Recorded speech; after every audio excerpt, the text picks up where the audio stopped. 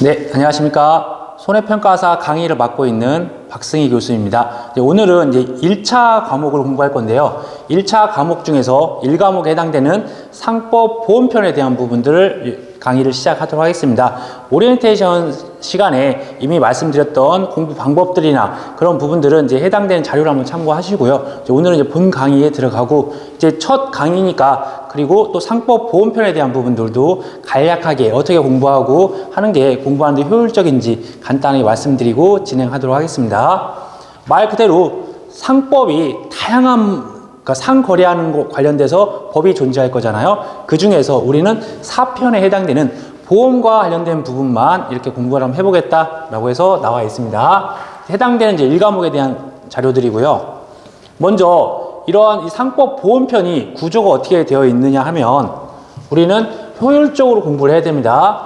상법 보험편에 대해서 우리가 법 전문가가 될 필요도 없으시고 법에 대해서 깊이 있게 아실 필요도 없습니다. 우리는 합격을 목표로 하고 그 합격도 1년, 2년 동안 해서 준비하는 기간이 아니라 단 며칠, 몇 주 만에 1차 시험을 합격하기 위한 전략들을 알려드릴 테니까 그런 부분들 숙지하시고 제가 알려드린 대로 공부하시면 반드시 좋은 점수로 합격하실 거예요. 이 상법 보험편은 이 통칙이라는 부분들과 그다음에 손해보험 파트로 해서 두 가지 파트로 구분이 됩니다. 첫 번째 이 통칙이라고 하는 부분들은 말 그대로 상행위예요. 상행위라고 하는 부분들은 누군가와의 당사자들이 존재할 거고 그 부분들에 대해서 거래가 왔다 갔다 한다라고 생각을 해 주시고 그래서 이 거래가 왔다 갔다라고 하는 부분들에 대해서는 우리가 어떠한 계약들이 존재하게 되는 거예요. 계약. 이 계약이 존재하는 부분들이고요. 그래서 이런 계약과 관련된 부분들이 어느 부분에서 이 보험과 관련된 계약 부분이 앞에 있는 파트가 될 거고요. 그 다음에 두 번째 파트는 그 중에서 보험도, 손해보험도, 생명보험도 또 어떠한 화물보험, 어떠한 선박보험, 다양한 보험들이 있습니다. 그 보험 안에서도 그 보험들 중에서 이 손해보험 파트를 따로 별도로 공부하겠다라고 보시면 되세요. 항상 이러한 법에 대해서 공부하실 때는 첫 번째가 되는 부분들은 당연히 법조항에 대해서 아셔야 돼요. 그래서 법조항에 대한 부분들이 해당되는 통칙의 법조항이 638조부터 664조까지가 되고요.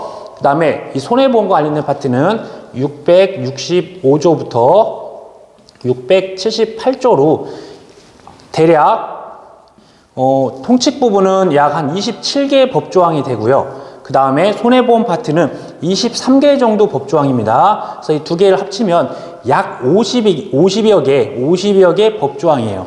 이거를 프린트를 하면 5페이지도 안 됩니다. 5페이지 정도밖에 안 됩니다. 5페이지를 달달달 보시면 되세요. 그래서 이제 그런 부분들을 보셔야 되는데 이 5페이지에 대해서 점수를 우리가 80점, 90점을 맞기 위해서 이 교재로 보면 이 교재도 약 한 270페이지 정도 되거든요. 근데 이 부분들을 달달달 이렇게 하기에는 너무 비효율적이세요. 그래서 이런 부분들을 어떤 식으로 접근을 해야 되냐면 첫 번째 우리는 가장 먼저 알아야 될 게 이 법조문 50개의 조문을 우리가 이걸 기억을 해야 되고 키워드가 되는 부분들을 아셔야 돼요. 그런데 이런 법조문을 처음 보다 보면 이 법조문이 이해가 안 되고 이런 부분을 어떻게 접근해야 할지 몰라요. 그래서 이러한 교재가 필요한 부분들이고 이러한 교재로 활용을 하셔야 되는데 그런데 사실 교재도 기출문제나 아니면 또 그 법조문을 해석하는 과정에서 또 불필요하게 너무 많은 내용들, 너무 깊이 있는 내용들이 당연히 들어가 있는 부분이 있을 수밖에 없습니다. 그래서 좀 효율적으로 저랑 이제 1차 1과목에 대해서는 80점을 목표로 80점 이상을 맞을 수 있게 공부 방법을 알려드릴 거예요.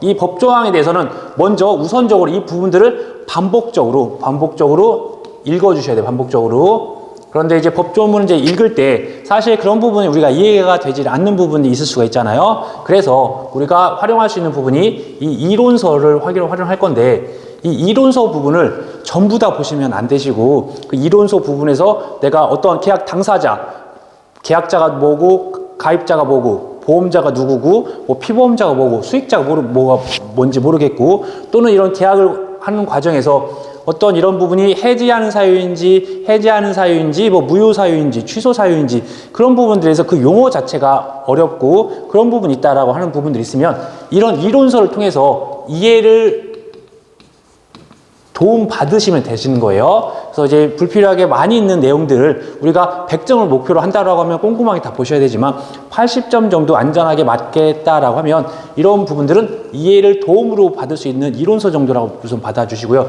두 번째로 중요한 부분은 이 이론서 뒤쪽에 나와 있는 기출 문제와 플러스 예상 문제가 있어요. 우리는 첫 주에 처음 공부를 시작하실 때는 법조항을 읽으시고 두 번째는 바로 기출문제를 푸셔야 되세요. 그래서 이 부분들에 대한 것들을 이해가 안 된다라고 하면 이제 저랑 같이 수업을 한 내용들 중에서 저희가 이해를 시켜 드릴 거고, 혹시라도 그 부분 이해가 안 된다고 하면 교재에서 그 파트를 찾으셔서 이해를 하시면 되세요. 말 그대로 이해를 목적으로 하기 위한 과정의 이 이론서라고 보시면 되세요. 그리고 나서 우리가 결국은 이제 이런 부분들은 이미 나왔던 부분들에 대한 것들만 되니까, 그런데 확실한 건 이런 기출문제나 법조문으로만 공부를 반복적으로 하셔도 충분히 약 한 70점 그 이상을 받으실 수가 있으세요. 거기에 내가 또 연습을 해봐야 되니까 세 번째로는 이런 같이 나와 있는 예상 문제를 같이 한번 풀어주시면 되세요. 그래서 이렇게 공부를 한다고 하면 목표했던 80점 이상은 나올 거고요. 그리고 이제 이런 부분들이 하루에 공부하는 양에 따라서 차이가 있긴 하겠지만 기본적으로 하루에 한 3-4시간 정도씩 공부한다고 하면, 이런 공부 방법들로 하신다고 하면 한 7일에서 한 10일 그 정도 공부하시면 1차 1과목은 80점 이상 고득점 하실 수 있습니다. 그러면 이제 교재 내용들로 한번 넘어가 보도록 하겠습니다. 첫 번째로 나오는 부분이 이런 파트 1에서 통칙 부분이 나오네요. 말씀드렸다시피 통칙에 대한 부분들도 구조가 어떻게 되어 있느냐면, 처음에 말씀드렸다시피 보험 파트 중에서도 계약과 관련된 부분들이에요. 이 계약과 관련돼서는 어떤 총론적인 부분이 나오는데, 이쪽 파트는 과거에 1회, 2회 때는 이제 처음 시험이 되다 보니까 보험 계약에 대한 어떤 이론적인 부분들, 그런 부분이 출제가 좀 꽤 됐었어요. 하지만 이제 지금 현재 나와 있는 기출문제나 지금 현재 시험 시행은 이런 부분은 한 문제가 나올 수도 있고 안 나올 수도 있습니다. 그렇기 때문에 출제 비중이 낮은 이런 부분들에 대해서는 우리가 어떤 간단한 제가 포인트 잡아주는 부분들 체크하시고, 그리고 그 다음에 기출에 대한 부분들 체크해서 공부 한번 해보고 마무리 지으시면 될 것 같으세요. 실질적으로 가장 출제 비중이 많은 파트가 보험 계약론이에요. 보험 계약론. 이런 보험 계약론이라고 하는 부분들은 아시겠지만, 이러한 보험에 대한 상법이라고 했잖아요. 상법. 이게 상법이다 보니까 이 상거래와 관련된 당사자가 좀 존재를 해요. 그 당사자가 하나는 상거래를 하는 보험자가 있을 수가 있고요. 또 한 당사자는 이제 계약자가 있게 되는 겁니다. 그래서 어떠한 이 보험자가 어떠한 보험 상품을 만들어 놨어요. 그 보험 상품에서 어떠한 그 상품에 대한 정보들, 그런 것들 우리가 뭐라고 표현하냐면 약관이 되겠죠. 약관. 이러한 상품에 대한 약관들을 명시해 놓고, 그리고 이러한 계약자가 그 약관에 부합해서 계약이 성사가 되면 결국은 보험회사에서 이쪽에 증권을 이제 교부하게 되는 과정들이 있는 거죠. 그래서 이런 계약 체결을 할 때, 이 계약을 할 때 체결 전이 있고 체결 후가 있고, 각각 이럴 때마다의 어떤 효과들이 발생할 수 있어요. 효과. 계약 전에는 어떤 뭐 알릴 의무나 그런 부분들에 대한 고지 의무, 그런 것들이 발생할 수 있고, 그 다음에 계약 과정에서 어떠한 식으로 계약자가 청약을 하고, 그 다음에 보험회사에서 승낙할 때 그런 것들에 대한 각각의 효과들, 그 다음에 결국은 마지막에 계약이 성립했었을 때 보험회사는 계약자한테 어떤 증권을 줘야 된다는 어떤 법적인 조항들이 발생할 수가 있을 거고요. 계약을 유지하면서 해지할 수 있는 사유가 발생할 수도 있고, 뭐 해지할 수 있는 사유, 또는 취소할 수 있는 사유, 또는 무효가 될 수 있는 사유, 뭐 그런 것들도 이런 효과적인 부분이 발생할 수가 있습니다. 그런 부분들에 대한 것들이 보험 계약론에 좀 포함이 되어 있고요. 그리고 이제 여기에서도 계약을 한 이후에 어떠한 위험이 증가할 수도 있고, 변경될 수도 있고, 소멸될 수도 있고, 그런 관련된 내용들이 들어와 있는 게 이러한 내용이라고 보시면 돼요. 보험 계약론에 대한 부분이라고 보시면 되세요. 그래서 과거에는 이쪽 파트의 출제 비중이 이 보험 계약론 자체에서만 한 60%에서 70%까지 출제가 되어 있었는데, 지금 저희가 이제 2차 시험에 해당되는 부분이 농작물 재해보험, 가축 재해보험, 말 그대로 그 부분들에 대한 것들은 손해보험 파트입니다. 손해보험 파트. 그래서 과거에 이런 집중적이었던 부분들이 지금 현재는 약 한 55%에서 약 한 60% 정도 되나요? 뒤쪽에 보실 손해보험 파트에서도 상당히 많은 부분이 더 이제 부각이 되고 있습니다. 그래서 그런 부분들 공부를 하셔야 되세요. 그래서 그런 부분들 교재를 보실 때 제가 특히 주의해야 되는 부분이 저희가 조문이라고 말씀드렸잖아요. 그 조문의 페이지를 정확히 다시 한번 기억하시면 638조부터 687조예요. 그래서 법조항을 여기다 뒤에다 보면 뭐 700몇십조, 800몇십조 그런 부분들은 결국에는 사실 이제 다른 부분들을 설명하기 위해서 더 첨삭을 해 놓은 부분들이라서 저희가 혼란만 가중시킬 수 있는 부분이 있기 때문에 효율적으로 공부하기 위해서는 그 해당되는 638조부터 687조, 그러면 50개 조항이잖아요. 이 조항에 대하라고 나와 있는 부분들은 언더라이팅을 치셔서 다시 한번 읽어 보실 거고, 거기서 이해가 안 되는 부분들은 그 문맥의 앞뒤쪽에서 그런 부분들을 설명을 해 놓은 거예요. 그래서 법조항이 잘 모르겠다라고 하는 부분들이 있으면 그 해당된 앞뒤쪽을 활용하시면서 공부를 하시면 되세요.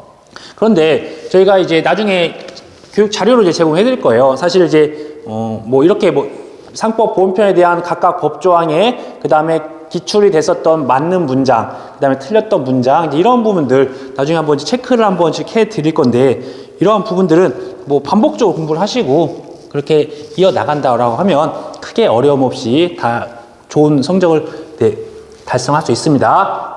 그리고 죄송합니다. 지금 이제 이 부분에 대한 것들은 지금 사실 보험계약법에 대한 부분들은 총론적인 부분이 한 문제 정도는 나온다 이렇게 생각을 해주시면 좋겠네요. 이쪽 부분 한 문제 정도 나온다 생각을 해주세요. 그럼 이제 그래서 이 부분도 이러한 부분들에 대한 것들이 법조문과 관련된 것들 위주로 보시고, 그 다음 순서가 기출, 그 다음에 마지막에 예상 문제 관련해서 보시면 되세요.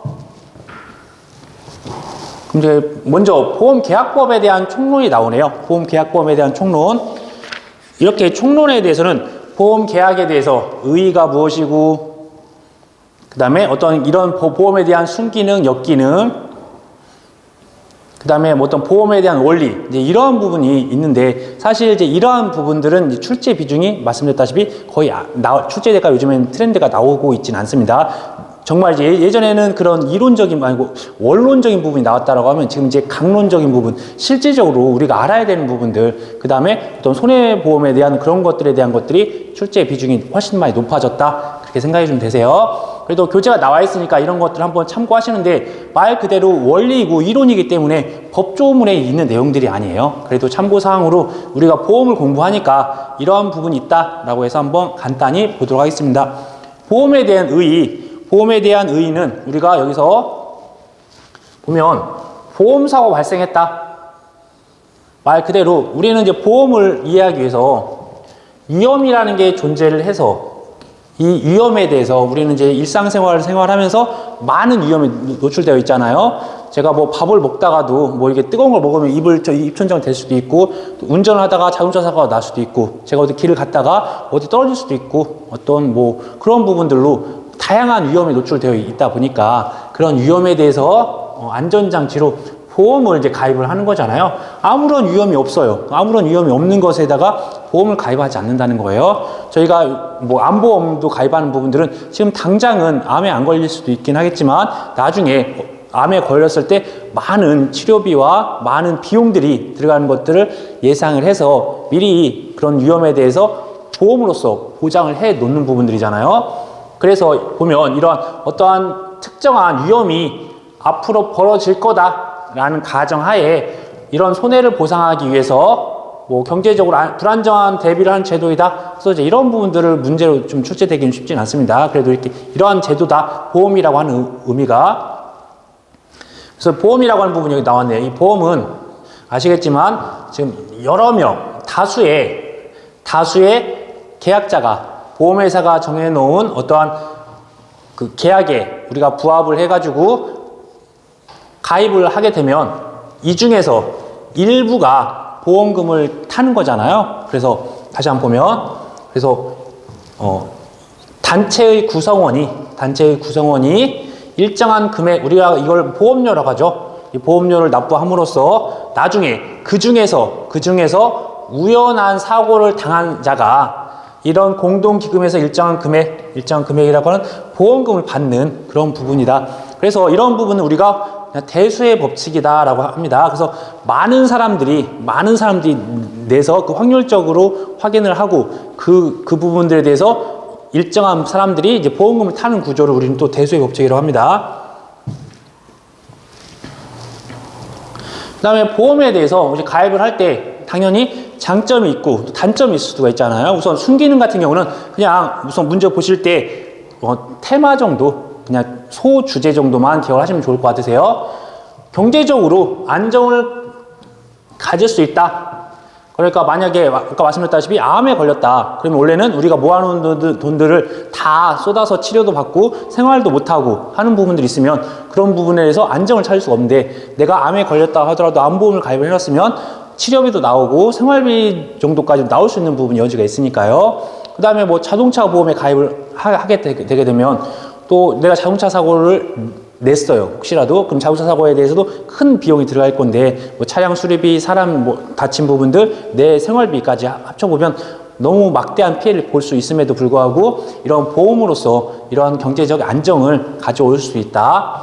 그 다음에 자본의 형성과 공급, 처음에 말씀드렸다시피 불특정 다수가 보험료를 각출해서 내주는 거잖아요. 그래서 그런 자금이 형성이 되면 그 자금 갖다가 또 다른 투자를 하거나 또 다른 그런 부분들로 금융시장에 공급을 할 수도 있다라고 되어 있네요. 그 다음에 뭐 신용수단 이런 것들에 대해서는 뭐 요즘에는 없을 거예요. 과거에는 대출을 얼마만큼 해주면 이 대출에 대해서 보험을 좀 가입을 한다든지, 예를 들어서 대출을 보험회사에서 정말 그런 일이 있진 않습니다. 대출을 많이 해줬는데 이 계약자가 사망을 했어. 그럼 이제 그 돈을 회수를 못 한다는 거예요. 그런데 어떤 사망보험금이 나온다거나 어떤 질병보험금이 나온다든지 아니면 어떠한 시설에 대해서 비닐하우스나 그런 시설에 대해서 대출을 해줬어요. 그런데 거기 화재가 발생하거나 그 피해를 입었을 경우에 그 계약자가 그 시설에 대한 보험을 가입을 해놨다라고 하면 그 보험이, 그 시설이 파손되더라도 그럼 대출금을 회수를 하기 위한 어떤 안전장치로 보험 같은 게 있을 수도 있다는 거예요. 그래서 그런 부분들로 신용수단으로 사용할 수도 있다. 그 다음에 뭐 위험에 대한 국제적인 분산, 손해방지. 이제 국제적인 분산이라고 하는 부분들은, 나중에 공부하실 뭐 재보험.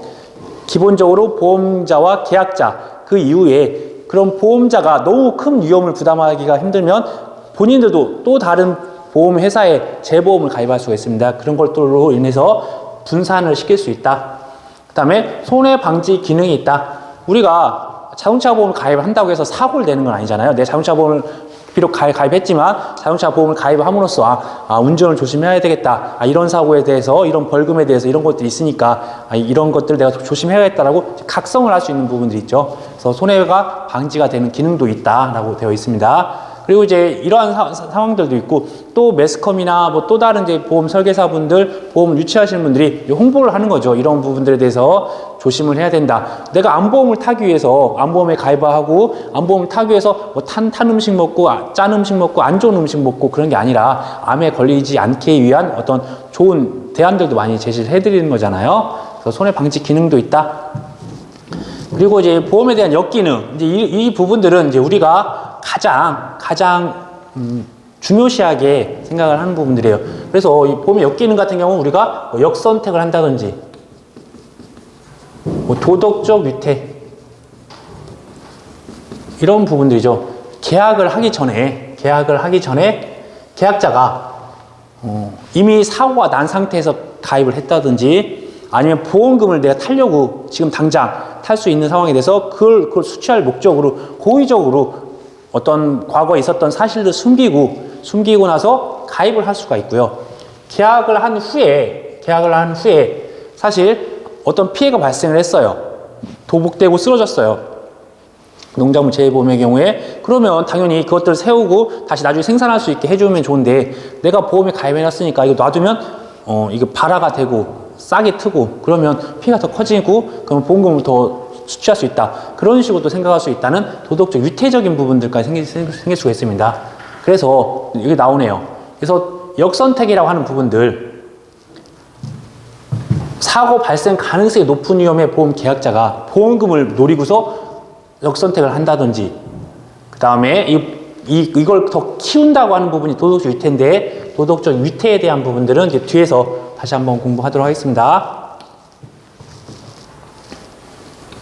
그 다음에 보험의 원리 파트가 있는데, 보험에 대한 원리는 우리가 그래도 이러한 부분이 있다라고 해서 한번 기억을 한번 해주세요.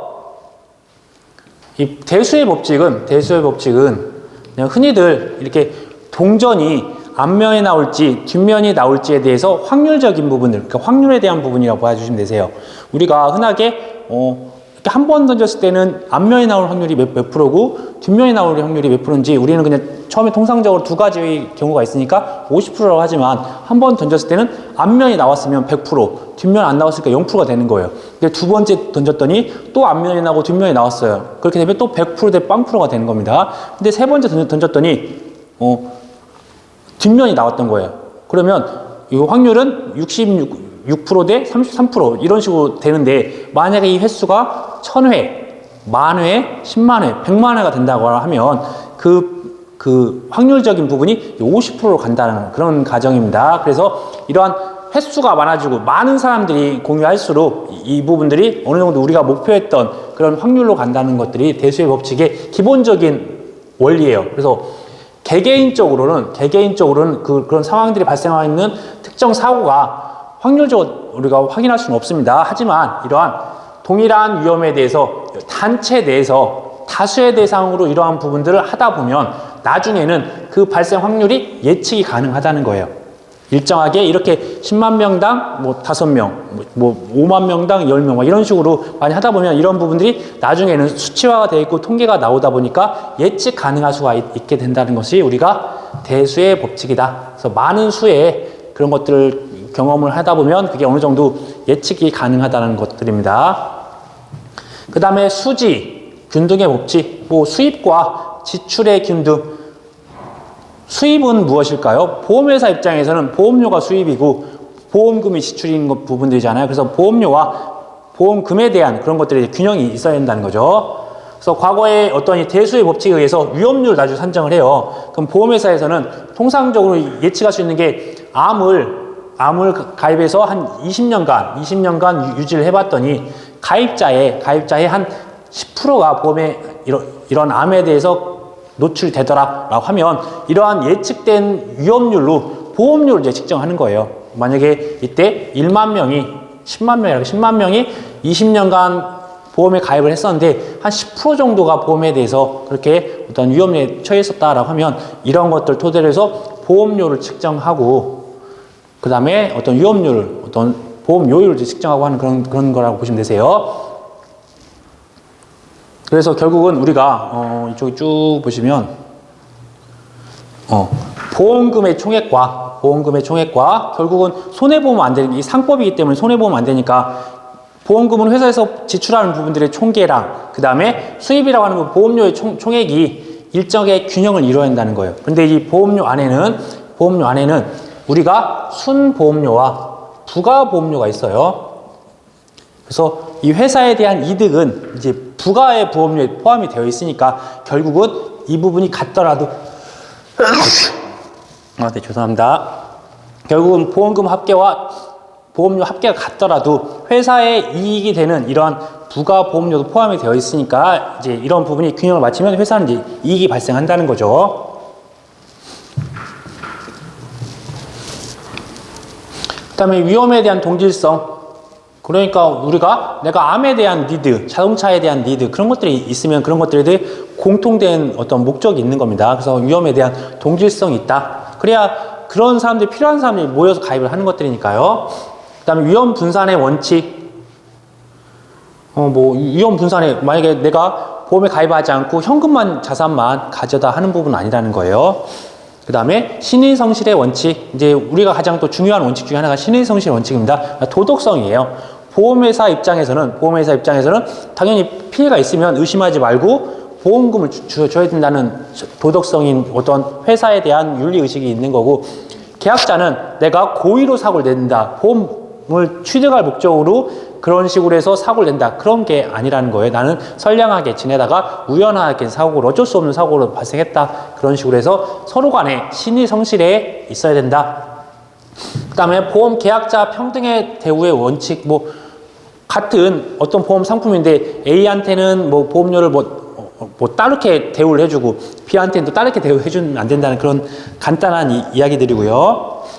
보시다시피 이런 부분들은 이제 한번 이렇게 읽어보서 넘어가시면 되세요. 그래서 나중에 공부하실 때도 이 굵은 글씨 나와 있는 거, 이런 내용들 한번 좀 쭉 훑어보신다 생각하세요. 그 다음에 보험의 유사 제도와 구별, 뭐 저축과, 당연히 이제 이런 부분들이 저축을 한다고 해서 내가 위험이 발생했다고 돈을 더 많이 주고 그런 건 아닙니다. 근데 저축은 말 그대로 돈을 모으는 그런 기능들은 있다. 그 다음에 공제라고 하는 부분들은 우리가 흔하게 주변에 보면 뭐 신용협동조합, 뭐 수협협동조합, 뭐 그런 식으로 공제 조합들이 있어요. 그 조합들에서 만들어 놓은 게 공제. 그래서 결국 이런 것들은 그 조합원들이 돈을 모아서 어떤 공제를 만들어 놓고 그 조합원이 어떤 피해가 있었을 때 그 피해 입은 조합원한테 보험금을 주는 그런 똑같은 방식인데 보험이라고 부르지 않고 그냥 공제라고 부르는 그런 유사한 제도가 있습니다. 자가보험 말 그대로 내가 돈을 모아 놓는 것들이고, 도박과 복권이라고 하는 부분들은 이제 손실이 발생할 수도 있죠. 위험에 대해 손실이 발생할 수 있는데 반대로 이득도 발생할 수 있고, 근데 우리는 보험의 원리의 기본적인 것들은 이득 금지 원칙이 있어요. 내가 보험을 가입을 해서 이득을 본다라고 하면 그것들은 이득을 위해서 내가 불법적인 행위를 할 수 있다는 것들이에요. 그래서 보험의 기본적인 거는 내가 이 보험을 가입함으로써 이득을 볼 수 있다. 그런 부분은 해당 사항이 없습니다. 그래서 도박이라고 하는 부분들, 복권이라고 하는 부분들은 이득을 바라보고 가입하는 것들이라서 보험과는 근본적으로 차이가 있다. 이렇게 봐주시면 되겠습니다. 보증은 우리가 이제 보증 서준다 그런 개념이고요. 보험이랑은 이제 차이가 있는 거죠. 이제 보험에 대한 분류가 있네요. 우리가 상법상의 분류가 있는데, 상법상에 있는데 우리가 흔하게 물보험, 말 그대로 물건을 갖다가 보험 목적물로 하는 것들은 손해보험에 해당되는 거고요. 사람 자체, 약간 생명에 대한 부분들, 사람에 대한 부분들은 이제 인보험에 해당됩니다. 그래서 이런 손해보험 중에서 보시면 손해보험에서 화재보험, 운송보험, 해상보험, 책임보험, 뭐 자동차보험, 보증보험인데 실질적으로 우리가 출제가 되는 부분들은 여기까지라고 봐주시면 되세요. 또 책임보험이나 이런 부분도 가끔 출제가 되는데 또 이런 부분을 또 몇 개 조문들 막 공부하시고 혼란스러워하지 마시고 우리가 손해보험에 대한 통치, 그 다음에 손해보험 중에서 이 화재보험까지가 687조. 그래서 제가 687조라고 명시했던 거는 이 보험편에서도 화재까지만, 이 뒤쪽에 있는 운송이나 해상, 책임, 자동차 보증에 대한 것들은 나중에 시험이 다 끝나시고 나서 시간 나실 때 한번 공부하시면 좋을 것 같으세요. 그 다음에 이제 인보험이라고 하는 부분들은 당연히 사람과 관련해서 생명과 신체에 관한 사고에 대한 부분들을 다루고 있습니다.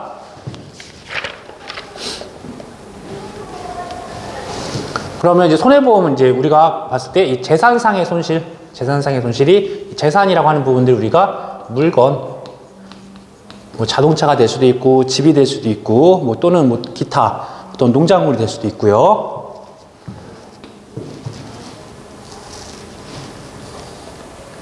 그 다음에 보험 목적에 따른 분류가 있네요. 보험 목적에 따라서 우리는 대부분이 다 이렇게 영리법인입니다. 그 회사의 이익을 위해서 수익성이 없으면 투자할 수 없게 되는 거죠. 그래서 이익을 근거로 해서 하는 게 영리보험이다. 그래서 영리를 목적으로 한다라고 되어 있네요. 제가 간단히 읽고 하는 이유는 이제 개념을 어느 정도 이해를 하셔야 된다는 생각에서 그냥 하나쯤 훑어드리는 겁니다. 출제 비중은 거의 없고요. 상호보험 앞에서 보셨다시피 공제를 우리가 상호 신용금고, 그런 금고나 그런 부분들, 새마을금고, 그러니까 신용협동조합, 그런 부분이 다 공제에 해당됐던 조합들이잖아요. 그래서 상호보험이라고 하는 그런 조합을 우리가 상호보험이라고 한다라고 생각을 해주세요, 그냥. 그 다음에 또 용어들 중에서 보험금 지급 방법에 따른 분류에서 부정액보험. 그러니까 금액을 정해놓지 않았어요.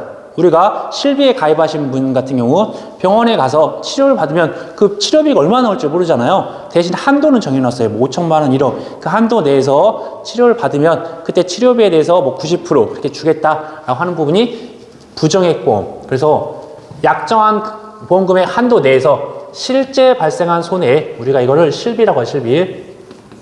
실비를 산정하여 지급 방법이 부정액. 그러니까 얼마 나올지는 모르는 거죠. 한도만 정해져 있습니다. 정액보험. 그래서 이거는 이제 정해 놓은 거죠. 미리 정해 놨어요. 암에 일반암에 걸리면 뭐 3천만 원. 그다음에 특정암에 걸리면 뭐 7천만 원.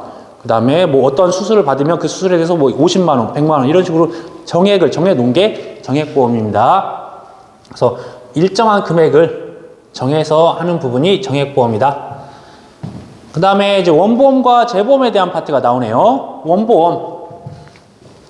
농작물 재해보험 우리가 어차피 공부를 해야 될 거니까 관련된 설명을 드리겠습니다.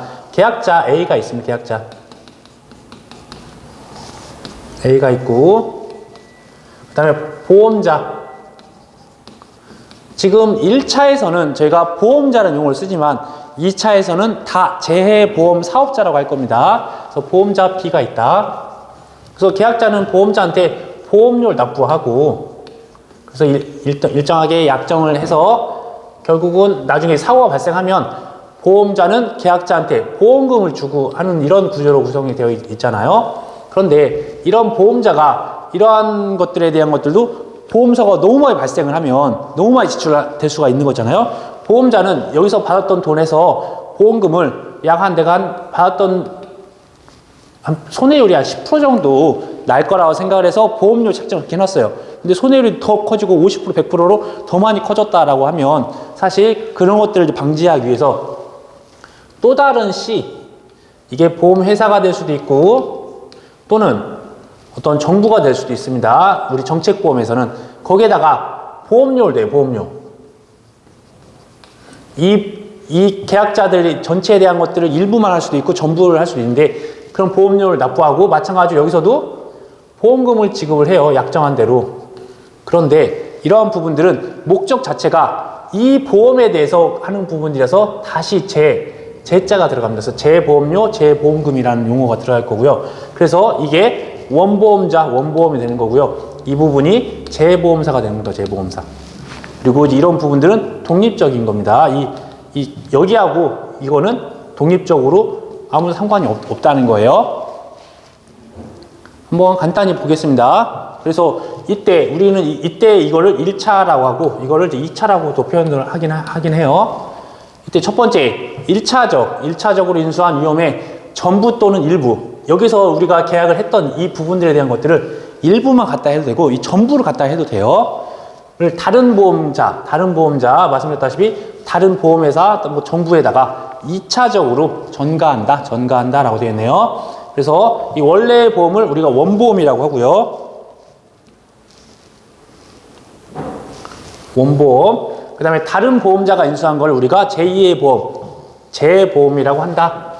그 다음에 이 원보험과 달리 보험 계약자 등의 불이익 변경 금지 원칙이 적용되지 않는다라고 되어 있네요.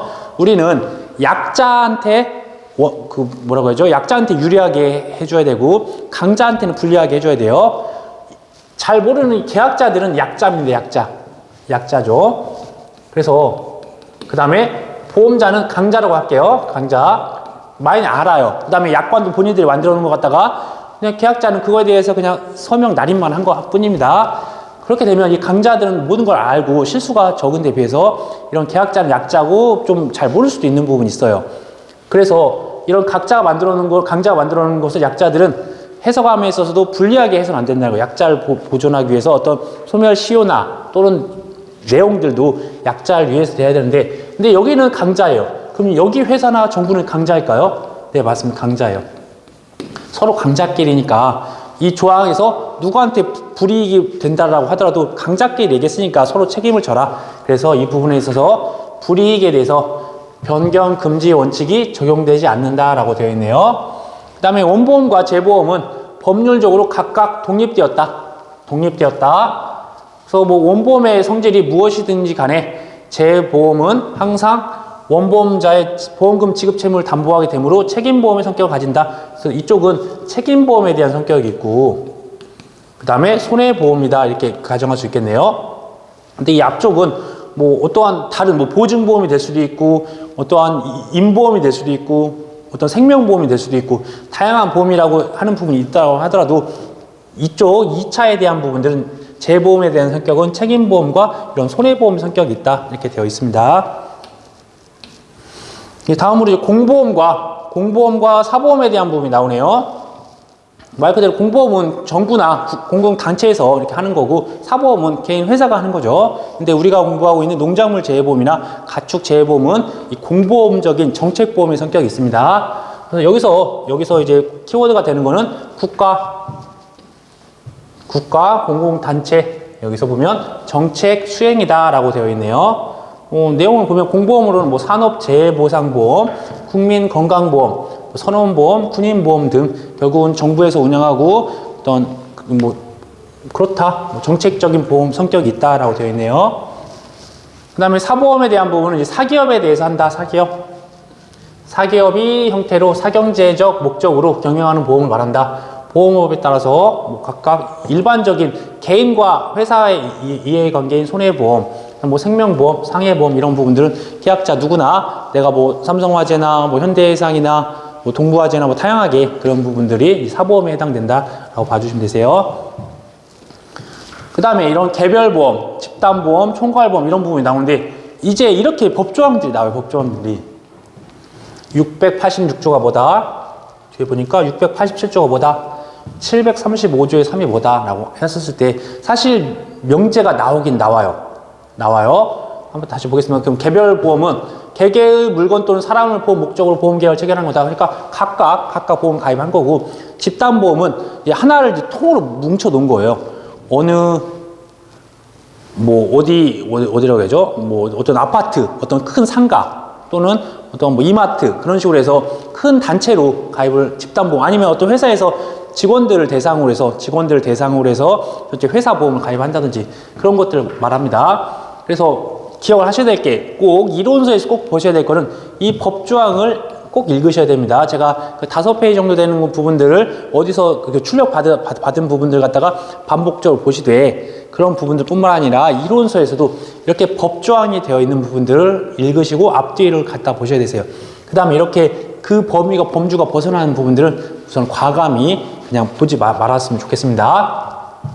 나오네. 여러 개의 물건이나 사람을 집단으로 하여 한 개의 보험 계약. 그래서 이 사람을 집단으로 하는 거는 이제 회사에서 단체 보험 가입해 주는 거고, 여러 개의 물건이라고 하는 부분들은 뭐 이마트나 뭐 롯데마트나 이거 제가 뭐 이마트나 롯데마트를 홍보하는 건 아니고요. 거기 보면 여러 개 물건들 있잖아요. 그러면 이제 그것들을 하나로 통으로 해서 가입을 시키는 거예요.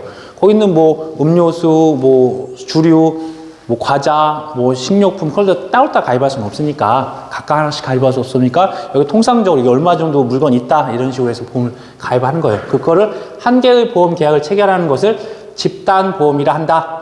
이러한 집단보험 중 집합된 물건을 일괄하여 보험 목적으로 하는 경우 집합보험. 그래서 집합보험, 나중에 손해보험에서 이 집합보험에 대한 부분이 또 나와 있어요. 그래서 이제 손해보험 파트에 들어가서 보시면 이러한 이게 기평가냐 미평가냐 뭐 초과보험이냐 뭐 미평가보험이냐 또 일부보험이냐, 그 다음에 이렇게 집합보험이냐 일부보험이냐, 아무튼 다양한 그런 손해보험에 대한 원리들이 나오는데 이 화재보험까지만 보시면 된다. 그래서 집합된 물건을 일괄하여 보험 목적으로 하는 경우를 집합보험이라고 한다. 이제 이 부분이 이제 중요한 키워드였죠. 687조를 봤더니 이번에는 총괄보험. 집합된 보험의 목적이 보험 기간 중에 수시로 교체된다. 그럼 이제 이런 부분이 이제 될 수가 있겠네. 다양한 부분이 있을 수가 있는데, 좀 전에 말했던 이 이마트나 이런 마트 같은 경우가 물건의 출입이 왔다 갔다 하잖아요. 뭐 전자랜드, 어떠한 물류보관센터, 물류보관센터, 뭐 이런 데들은 뭐 1년 기준으로든지 아니면 월 기준으로 해서 물건이 적재가 되어 있다가 또 출고가 되고 하는 부분들이 일정하게 일정 어느 패턴이 있을 거잖아요. 근데 이러한 부분은 수시로 교체가 된다. 위쪽 부분은 그냥 수시로 교체가 되지 않는 거네요. 그냥 이런 것들은 어떤 창고가 될 수 있는 창고 같은 경우, 아니면 어떤 공장, 이런 부분이 여러 개의 물건을 가지고 있잖아요. 수시로 교체되는 것을 예상하여 체결하는 것을 말한다. 그래서 이 경우 보험사고 발생 시에 현존한 물건은 보험의 목적에 포함된다. 그래서 현존한 물건, 내가 보험 가입을 1월 1일 날부터 12월 31일 날 했는데 사실 이때 가입을 했었을 때는 해당되는 물건이 없었어요. 근데 사고가 난 시점, 약 10월 뭐 20일 날 사고가 났다. 그러면 이때 사고가 난 시점에는 물건들이 왔다 갔다 했었을 거 아니에요. 근데 중요한 거는 이 현존한 물건이 보험 목적에 포함된 것으로 한다라고 봐주시면 되세요. 그 다음에 뭐 가계보험, 기업보험, 뭐 가계보험 개인, 일반 가정에서 가입한다라고 하는 부분들, 이때 이제 불이익 변경의 금지 원칙이 있네요. 여기서 보니까 가계보험이라고 하는 거는 불이익 변경 금지의 원칙이 적용된다. 왜 그러냐면 가계보험이라고 하는 부분들은 계약자가 한 개인 또는 어떤 부모, 자식, 그런 관계들이잖아요. 그래서 약자예요. 약자이니까 이런 부분들에서 불이익 변경 금지 원칙이 적용된다. 기업보험, 이런 부분들은 회사가 하는 부분들이니까 아까 재보험처럼 불이익 금지 원칙이 적용되지 않는다. 그래서 불이익 변경 금지 원칙이 적용되지 않는다라고 되어 있네요. 그래서 이제 같은 내용들, 그러니까 기본적인 원리를 이해하시면 이러한 부분들이 또 다른 곳에서 어떻게 활용되는지 정도만 기억하시면 되겠네요. 그리고 이제 내용을 보니까 드디어 이제 기출 예상 문제가 나오네요. 기출 예상 문제를 보다 보시면 첫 번째 봐야 되는 게 이렇게 쭉 넘기다 보면 이 좌측에 기출 문제라고 작성되어 있는 게 있습니다. 근데 이쪽에는 아직 기출 문제가 나오진 않았네요. 네, 그렇습니다.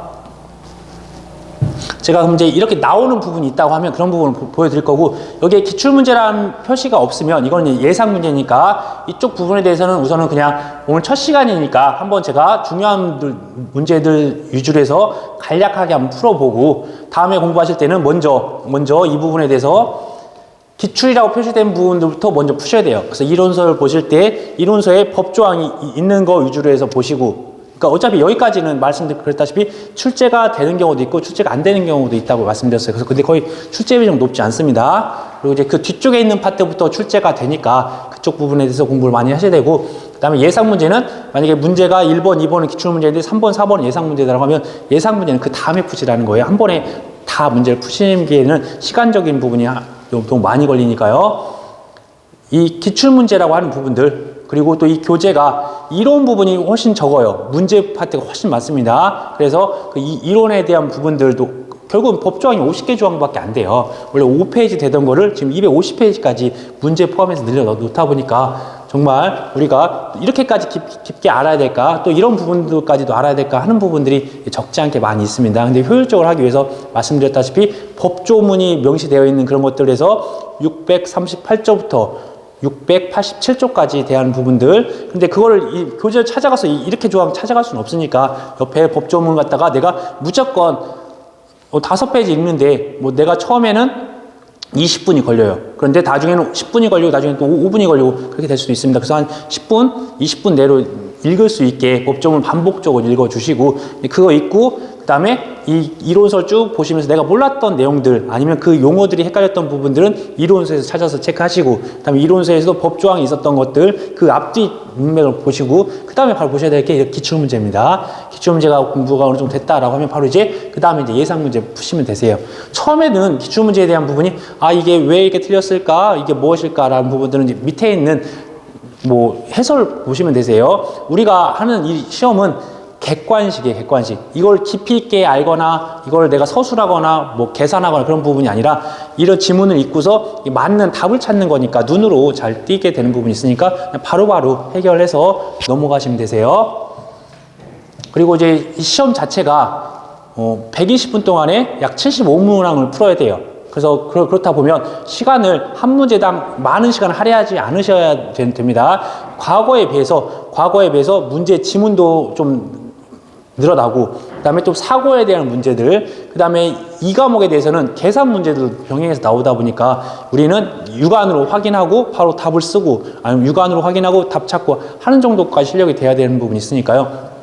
반복적으로 이렇게 학습을 해주시면 좋겠습니다. 이제 1번 문제 한번 풀어볼게요. 보험의 목적에 관한 설명이다. 기술 중 옳지 않은 것.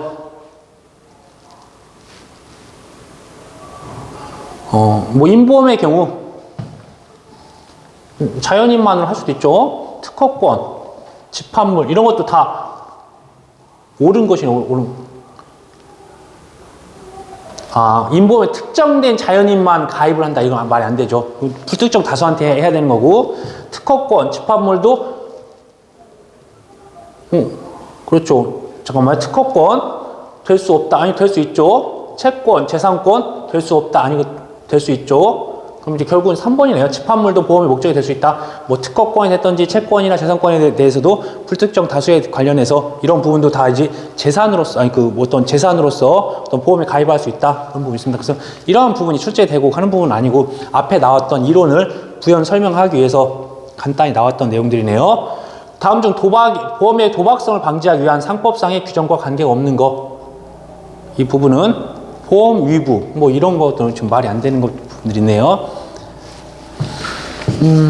제가 한번 봤을 때, 6번을 한번 풀어보겠습니다. 6번. 그래서 관련된 부분들 뒤쪽에 또 나올 겁니다. 근데 6번이 이제 원보험과 재보험. 그러니까 여기에도 원보험과 재보험에 대한 부분이 나오는데, 이 보험 계약론, 강론 부분에도 또 이런 부분이 또 문제가 많이 나와 있어요. 그래서 제가 이쪽 부분을 많이 스킵을 하라고 말씀드리는 겁니다.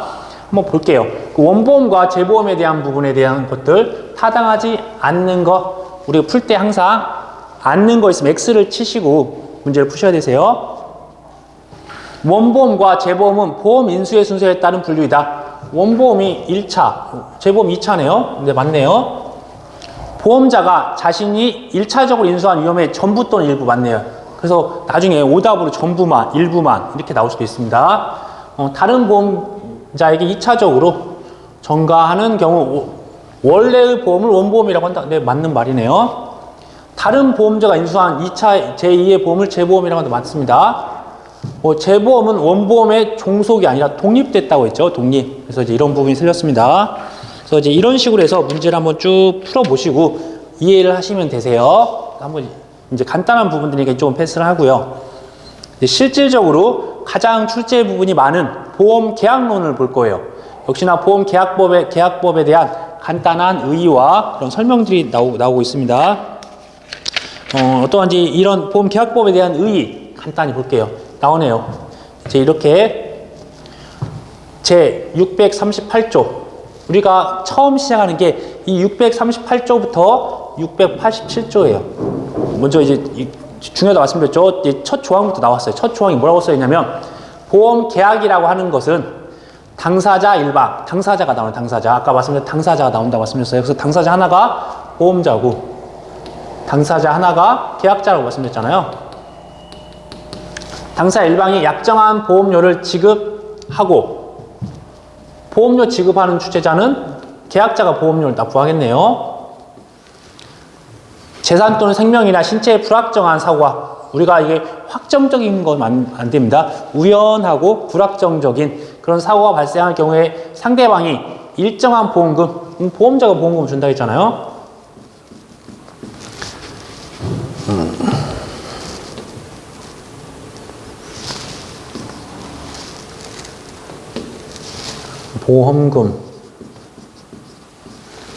보험금이나 그 보험금 또는 급여를 지급할 것을 약정을 한다. 약정. 그래서 이 부분들을 우리 약정을 하는 게 약관이죠. 약관.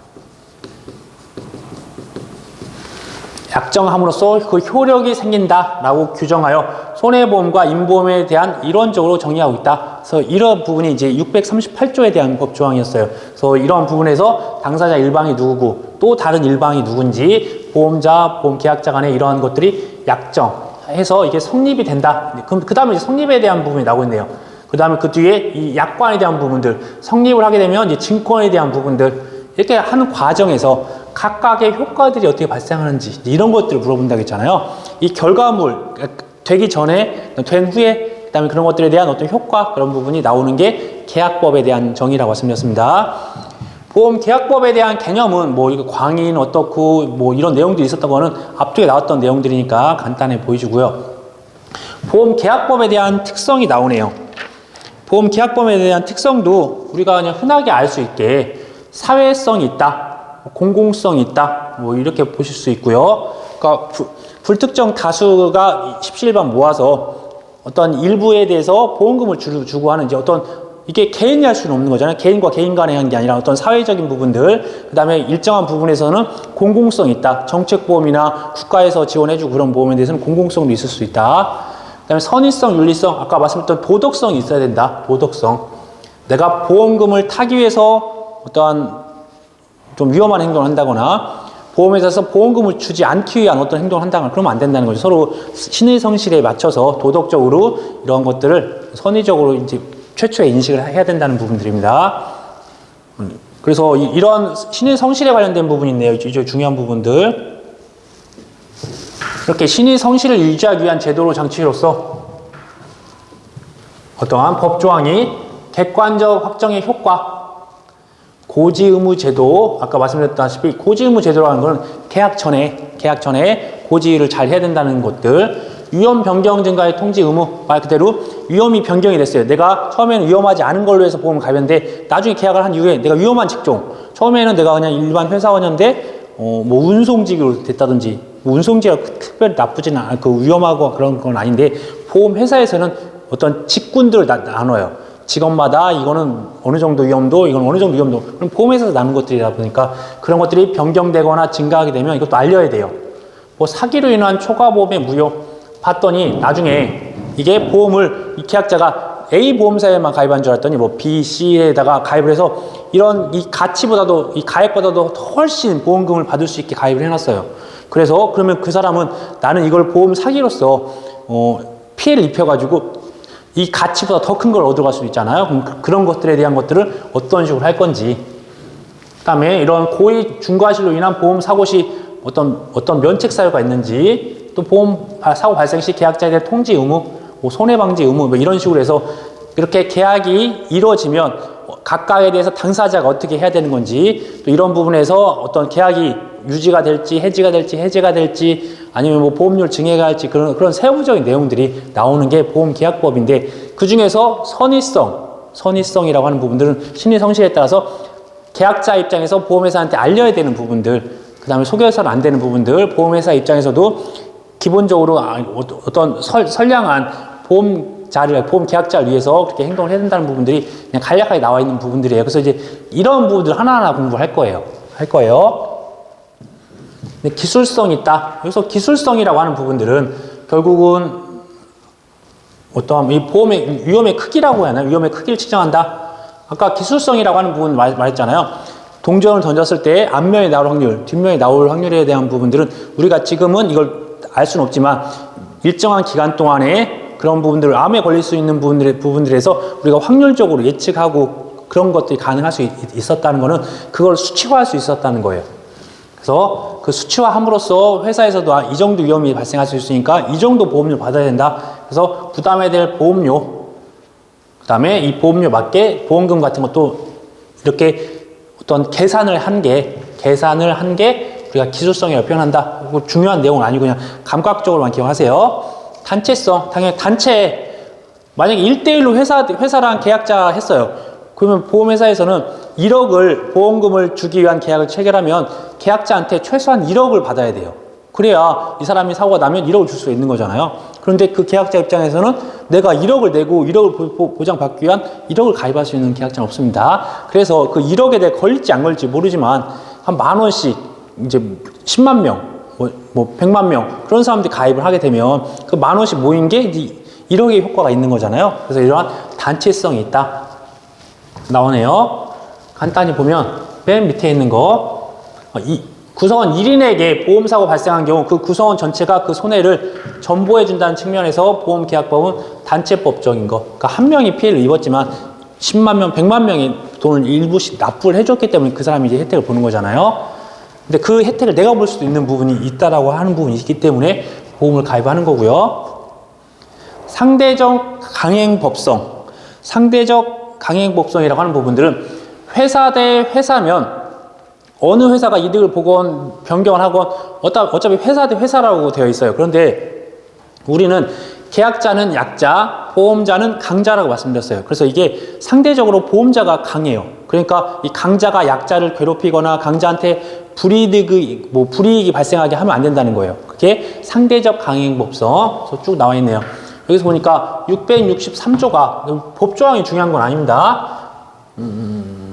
이렇게 불이익하게 변경되어서는 안 된다. 그 대상이 약자인 보험 계약자, 피보험자, 그 다음에 보험 수익자, 이게 약자잖아요.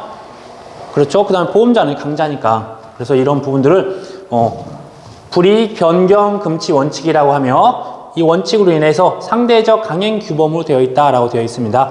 이런 부분들 기억을 하시고요.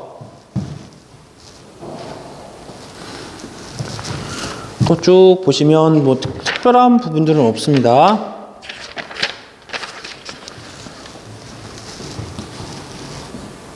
그 다음에 보험계약법에 대한 법원, 그 다음에 뭐 아까 말씀드렸듯이 우리가 상법 보험편에 들어가 있다. 이걸 쭉 관습법적인 것들, 보험약관, 이제 실질적으로 아까 말씀드렸던 약관의 부분이 나오네요. 이 약관이라고 하는 부분들은 보험계약자, 그 다음에 보험자라고 할게 보험자가 있다.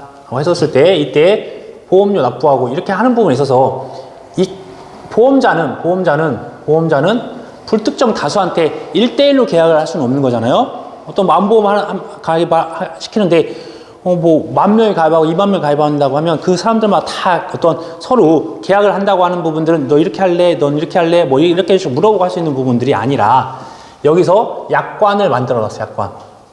약관을 미리 만들어 놓은 걸 가지고서 계약자가 이거 부합한다. 부합한다. 이걸 만들어 놓은 거에 내가 합치해서 따라가겠다라고 하는 부분들이 있다라고 하면 그 따라간다라고 하는 부분을 부합이라고 해서 일방적인 그런 부분이 있습니다. 그러면 이제 그 약관은 우리가 뭐 1페이지, 2페이지가 아니라 뭐 수십 장, 뭐 수백 장이 돼요. 그래서 두꺼운 책이니까 그런 것들은 계약 사항들이 어떠한 이제 보험자에 대한 어떤 내용들, 보험 계약자에 대한 어떤 내용들, 그 다음에 그런 부분들에 대한 다 조건들이 다 작성이 되어 있는 게 약관이라고 보시면 되세요. 그래서, 여기 나와 있네요. 보험 계약은 일방적으로 보험자가 미리 작성한 보험 약관에 의해서 체결된다라고 되어 있습니다. 그 다음에, 존재 이유, 뭐 이런 부분들은 이렇게 보면 보험업법 5조 3항, 제가 이런 부분들까지 다 이해하지는 말라고 했습니다. 존재 이유 이런 것들을 알게 되면 이해하는 데는 편하겠지만 굳이 꼭 기억하지 마시고 쭉 내려가시고 그 다음에 기재사항 같은 게 나오는데 이 부분도 우선 패스하겠습니다. 말씀드렸다시피 보험 약관이라고 하는 거는 보험 당사자인 보험 계약자와 보험 회사 간의 어떠한 지켜야 될 것들, 어떠한 안내해야 될 그런 내용들이 들어가 있다. 그런 부분만 기억을 하시고 나중에 기재되어야 되는 부분이 증서로서 기재해야 되는 것들이 어떤 증권적인 부분들, 그래서 손해보험에 대한 증권, 어떤 화재보험에 대한 증권 그런 부분은 제가 암기하라는 부분 암기하셔야 되세요. 그래서 이런 보험 계약에 관련돼서 어떤 보험 계약에 대해서 보험 회사와 보험 계약자, 피보험자 이런 사람들에 대한 것들이 이런 보험 계약자 이런 부분들에 대한 내용들이 있다. 우리가 계약을 하려면 뭔가 계약서 써야 되잖아요. 회사는 어떻게 할 거고 보험 계약자는 어떻게 할 거고 그런 내용들이 있다라는 정도까지만 기억하겠습니다. 그 다음에 구속력에 대한 것들은 뭐 이렇게 근거가 뭐 규범설이 있다 이런 것들도 다 어떤 의사서설이 있다 뭐 판례의 태도는 어떻다라는 부분들은 그냥 그렇다라고만 생각하시고 넘어가 주세요. 그 다음에 보통 약관의 변경과 소급 적용 이러한 부분들도 제가 보기에는 이렇게 대법원 판례 이런 부분들이 출제될 가능성이 있긴 하지만 그래도 더 중요한 부분들로 넘어가 보도록 할게요. 특별한 뭐 소급 적용 이런 부분은 이제 이해하시고 이제 중요한 부분이 나오네요. 사실 보험 약관에 대한 해석을 어떻게 할 건지 한번 그런 부분들이 열거되어 있으니까 이 부분을 가장 중요하게 보시면 될 것 같아요. 개별 약관에 대해 개별 약정 우선 원칙. 약정이 보통적인 것들 우리가 일본 보통 약관이라고 하는 부분들은 그냥 뭐 보통이 되는 거예요. 거기에 개별적으로 달아놓은 주석들이나 수기로 썼던 것들 그게 우선이다. 개별 약정이 우선이다라고 되어 있습니다. 그래서 여기서 보면 개별 약정을 했다라고 하면 일반적으로 되어 있던 낸 약관에 비해서 더 우선한다. 그래서 개별 약정을 하면 그게 더 우선이 된다. 쭉 신의성실의 원칙, 뭐 도덕성과 관련된 부분들이에요. 도덕성에 관련된 부분이니까 이 신의성시 원칙이라고 하는 거는 계약자, 보험자 다 마찬가지예요. 공정하게 해석돼야 된다. 그러니까 약자인 계약자한테 차등해서 하지 말고 공정하게 해야 된다. 또 보험자 형평에 맞게 해야 된다. 뭐 그런 식으로 되어 있으니까 이것도 보시고 해석을 할 때 축소 해석 원칙. 축소 해석의 원칙이라는 이걸 더 크게 보지 말라는 겁니다. 이게 크게 보면 계약자한테 불리한 조항들이 많이 있을 수가 있으니까 계약자한테 유리하면 그것들을 유리하게 해석하면 되는 거고 어떤 이런 부분을 어떠한 단서 조항들이 있거나 그렇게 되냐면 그 부분들에 대해서만 어떠한 것들을 적용할 거지 거기서 열거하지 않았던 부분들까지 확대해가지고 해석해서 계약자한테 불리하게 하지 말아라 그런 부분이 있습니다.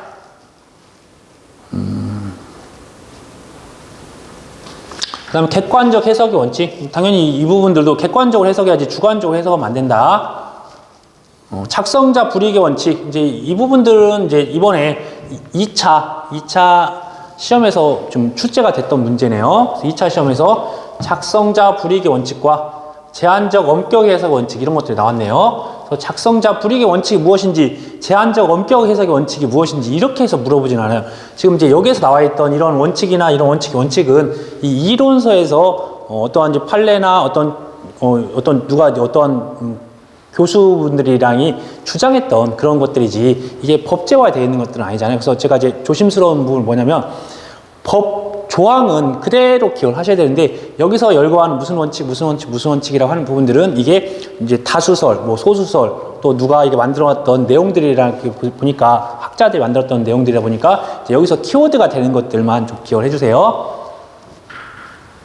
그래서 어떠한 약관에 대해서 의미가 좀 불명확해요. 그래서 이게 한 가지만 해석할 수 있는 게 아니라 여러 가지로 해석이 가능할 때는 사실 이걸 작성한 보험자한테는 불이익하게 해석해야 된다.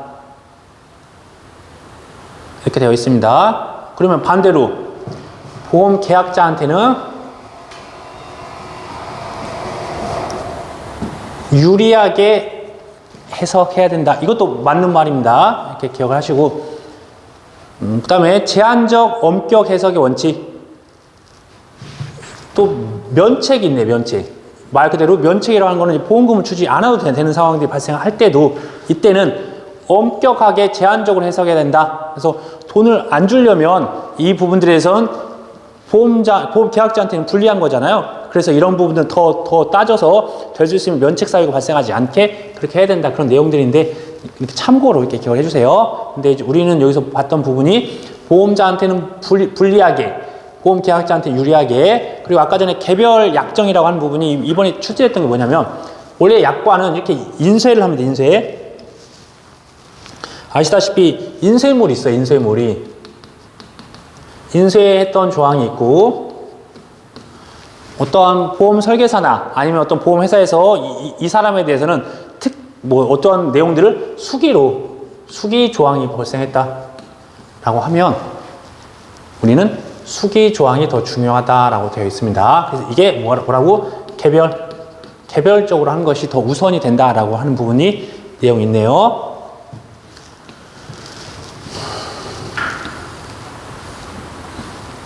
대법원 판례 한번 읽어보고 잠깐 쉬었다가 다음 시간 넘어가도록 하겠습니다.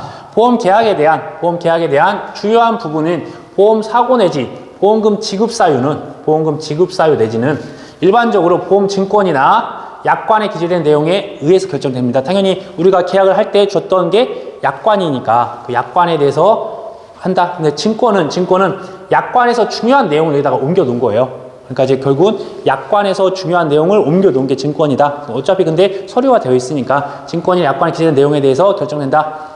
그래서 이런 보험 약관이라고 하는 거는 신의성실의 원칙, 그 약관하에 계약자가 신의성실을 지키고 보험자가 신의성실을 지켜야 된다. 그런 것들에 따라 약관의 목적과 취지를 고려하여 공정하고 합리적으로 해석을 해야 된다. 해석할 때 약자한테는 유리하게, 강자한테는 불리하게 해석을 해야 된다.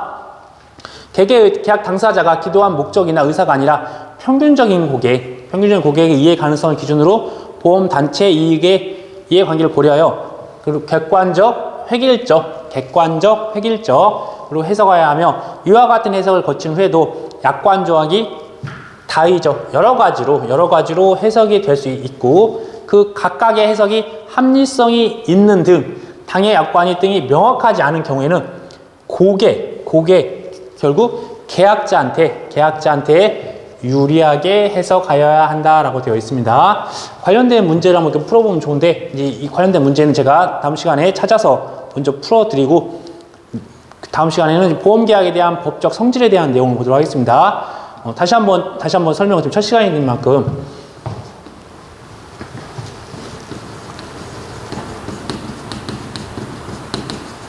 보험계약보험 관련해서 A, B에 관련된 부분들에 대한 이게 성립하기 전과 후, 이 후에 대해서 또 전에 대해서 이 전에 어떤 것들을 해야 되는지에 대한 내용들, 그 다음에 후에 어떻게 되는 내용들, 그래서 이 부분이 어떠한 사유에서 해지되거나 해제되거나 뭐 취소되거나 뭐 무효가 된다든지 아니면 또 이 효과가 나중에 이 효과를 발휘할 때 어떤 조건이 있는지 그런 것들을 이제 중심적으로 공부할 거고요. 지금까지는 이 계약법에서 앞에 나왔던 의의, 그 다음에 우리가 알아야 되는 기본적인 사항들, 그 다음에 계약법 뒤쪽에 나와서는 이제 우선은 먼저 계약과 관련되어서 약관에 대한 부분을 봤습니다. 이 다음 시간부터는 이 약관을 넘어서 어떤 증권, 그 다음에 이 계약에 대한 성립을 할 때의 어떠한 효과들, 그런 부분을 이제 보도록 하겠습니다. 네, 감사합니다.